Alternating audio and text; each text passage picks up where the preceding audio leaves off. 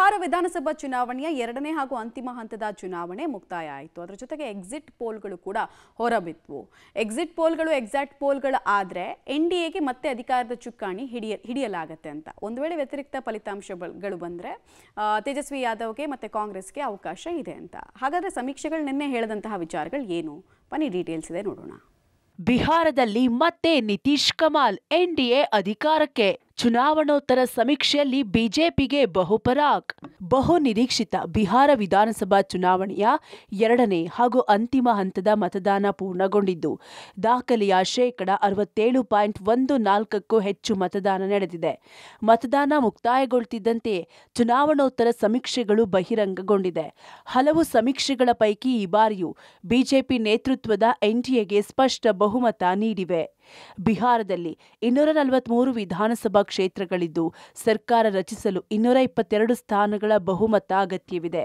D V research ಪ್ರಕಾರ NDA 137ರಿಂದ 152 ಸ್ಥಾನಗಳೊಂದಿಗೆ ಸರ್ಕಾರ ರಚಿಸುವ ನಿರೀಕ್ಷೆ ಇದೆ. ಮತ್ತೊಂದೆಡೆ ಮಹಾಗಠಬಂಧನ್ 83ರಿಂದ 98 ಸ್ಥಾನಗಳನ್ನು ಪಡೆಯುವ ನಿರೀಕ್ಷೆ ಇದೆ. ಜನ್ ಸುರಾಜ್ 2ರಿಂದ 4 ಸ್ಥಾನಗಳನ್ನು ಮತ್ತು ಇತರರು 1ರಿಂದ 8 ಸ್ಥಾನಗಳನ್ನು ಪಡೆಯಬಹುದು ಎನ್ನುತ್ತಿವೆ. ಜೆವಿಸಿಯ ಸಮೀಕ್ಷೆಯ ಪ್ರಕಾರ ಎನ್ಡಿಎ 142 ಸ್ಥಾನಗಳನ್ನು, ಎಂಜಿಬಿ 95 ಮತ್ತು ಜೆಎಸ್ಪಿ 1 ಮತ್ತು ಇತರರು 5 ಸ್ಥಾನಗಳನ್ನು ಪಡೆಯಲಿದ್ದಾರೆ ಎಂದು ಊಹಿಸಲಾಗಿದೆ. ಮ್ಯಾಟ್ರಿಸ್ ಎಕ್ಸಿಟ್ ಪೋಲ್ ಸಮೀಕ್ಷೆಯು ಎನ್ಡಿಎಗೆ 147ರಿಂದ 167 ಸ್ಥಾನಗಳು ಸಿಗುವ ಸುಳಿವು ನೀಡಿದ್ದು ಇದು ಆರಾಮದಾಯಕ ಬಹುಮತವಾಗಿದೆ. ಮ್ಯಾಟ್ರಿಸ್ ಪ್ರಕಾರ ಮಹಾಗಠಬಂಧನ್ ಚುನಾವಣೆಯಲ್ಲಿ 70ರಿಂದ 90 ಸ್ಥಾನಗಳನ್ನು ಗೆಲ್ಲುವ ನಿರೀಕ್ಷೆ ಇದೆ.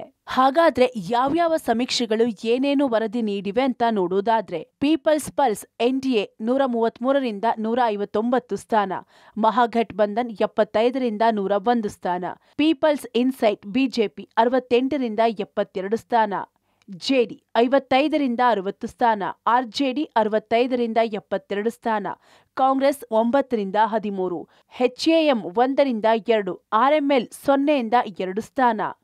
ಮ್ಯಾಟ್ರಿಜ್ ಎನ್ಡಿಎ 147ರಿಂದ 162, ಮಹಾಗಠಬಂಧನ್ 70ರಿಂದ 90 ಸ್ಥಾನ.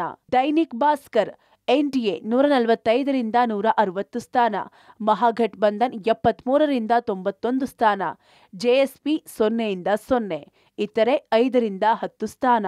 ಪೋಲ್ ಸ್ಟಾರ್ಟ್ ಎನ್ಡಿಎ 133ರಿಂದ 148 ಸ್ಥಾನ, ಮಹಾಗಠಬಂಧನ್ 87ರಿಂದ 102 ಸ್ಥಾನ, ಜಾನ್ ಸೂರಾಜ್ 3ರಿಂದ 5 ಸ್ಥಾನಗಳು ಗೆಲ್ಲಲಿವೆ ಎಂದು ಲೆಕ್ಕಾಚಾರ ಹಾಕಿವೆ. ಮ್ಯಾಜಿಕ್ ಮಾಡದ ಚುನಾವಣಾ ಚಾಣಕ್ಯ ಪ್ರಶಾಂತ್ ಕಿಶೋರ್.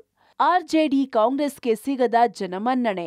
ಇನ್ನು ಚುನಾವಣಾ ವಿಶ್ಲೇಷಕ ಪ್ರಶಾಂತ್ ಕಿಶೋರ್ ಅವರ ಜನ್ ಸುರಾಜ್ ಪಕ್ಷವು ಈ ಚುನಾವಣೆಯಲ್ಲಿ ಪರಿಣಾಮ ಬೀರಲಿದೆ ಎಂದು ನಿರೀಕ್ಷಿಸಲಾಗಿತ್ತು. ಆದರೆ ಅದು ಹೆಚ್ಚಿನ ಪರಿಣಾಮ ಬೀರುವುದಿಲ್ಲ ಎಂದು ಸಮೀಕ್ಷೆಗಳು ಭವಿಷ್ಯ ನುಡಿದಿವೆ. ಪಕ್ಷವು 0ರಿಂದ 5 ಸ್ಥಾನಗಳನ್ನು ಗೆಲ್ಲುವ ಮೂಲಕ ಖಾತೆ ತೆರೆಯಬಹುದು ಎಂದು ಅಂದಾಜಿಸಿವೆ. ಆರ್ಜೆಡಿ ಮತ್ತು ಕಾಂಗ್ರೆಸ್ ಎರಡೂ ಕಳಪೆ ಪ್ರದರ್ಶನ ನೀಡಿವೆ ಎಂದು ನಿರ್ಗಮನ ಸಮೀಕ್ಷೆಗಳು ಹೇಳ್ತಿವೆ. ಆರ್ಜೆಡಿ 57ರಿಂದ 69 ಸ್ಥಾನಗಳನ್ನು ಗಳಿಸಿದೆ. ಕಳೆದ ಚುನಾವಣೆಯಲ್ಲಿ 75 ಸೀಟ್ಗಳನ್ನು ಗೆದ್ದಿತ್ತು. ಈಗ ಅದು ಮತ್ತಷ್ಟು ಕುಸಿದಿದೆ. ಕಳೆದ ಚುನಾವಣೆಯಲ್ಲಿ 19 ಸ್ಥಾನಗಳನ್ನು ಗೆದ್ದಿದ್ದ ಕಾಂಗ್ರೆಸ್ ಈ ಬಾರಿ 14ಕ್ಕಿಂತ ಹೆಚ್ಚು ಸ್ಥಾನಗಳನ್ನು ಪಡೆಯುವುದಿಲ್ಲ ಎಂದು ಸಮೀಕ್ಷೆಗಳು ಹೇಳಿವೆ. ಒಟ್ಟಾರೆ ಈ ಬಾರಿಯ ದಾಖಲೆಯ ಮತದಾನ ಸಾಕಷ್ಟು ನಿರೀಕ್ಷೆಗಳನ್ನ ಹುಟ್ಟುಹಾಕಿದ್ದು ಚುನಾವಣೋತ್ತರ ಸಮೀಕ್ಷೆಯಲ್ಲಿ ಎನ್ಡಿಎ ಬಹುಮತ ಸಿಕ್ಕಿದ್ದು ಅಸಲಿಗೆ ಗೆಲ್ಲೋದು ಯಾರು ಎನ್ನುವುದು ನವೆಂಬರ್ 14ರಂದು ಗೊತ್ತಾಗಲಿದೆ. ಶಬ್ಬೀರ್ ನಿಡಗುಂದಿ, ಪಬ್ಲಿಕ್ ಟಿವಿ, ನವದೆಹಲಿ.